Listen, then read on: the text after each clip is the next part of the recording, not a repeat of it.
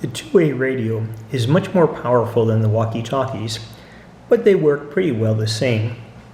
Just a few things you need to notice.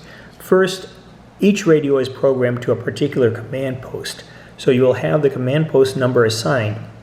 That is because at the EOC, there are a number of radio operators who pick up the various channels from the command posts.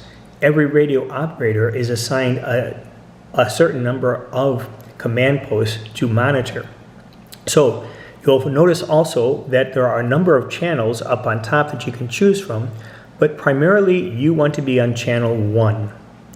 You'll notice there's also a number of other channels listed. In a real emergency, channel 1 may not be available at that time, and you may have to switch to another channel, such as 2, to talk to the EOC administrator.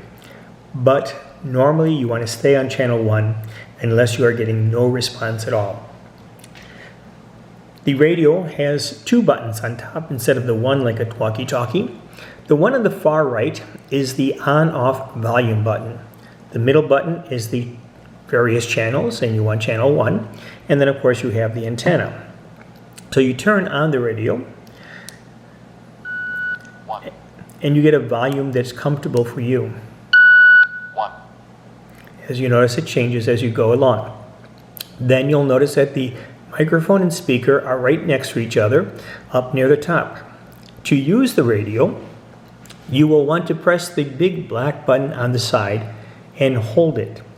Now remember, like a walkie-talkie, the two-way radios, once someone is talking on that particular radio frequency, nobody else is allowed to talk, but you can listen. So you need to make sure that the line is clear, no one is talking, before you start. Then you would hit and hold the button, and you notice the red light pops on, and then say what you need to say. So you will tell them your command post number, and then the situation of what you're reporting. You may need to repeat that. You may also need to answer a few questions, but you give them the basic information, command post, the situation, you say over, and you release the button. Once you release the button, then somebody else can respond to you. Listen for what they say, and if you need to, you can ask them to repeat by holding the button, then saying repeat, let go of the button, and then they would repeat it. Otherwise, you would give them more information. That's pretty much how the two-way radio works. You may also you'll find yourself in need of replacing the battery at some point. And that is, again, a simple procedure. There are a couple of kinds of batteries available. On the bottom, there is a clip. You release the clip, and then there's a little press button. You press that down, and the battery comes out first from the bottom and then to the top where it slides in.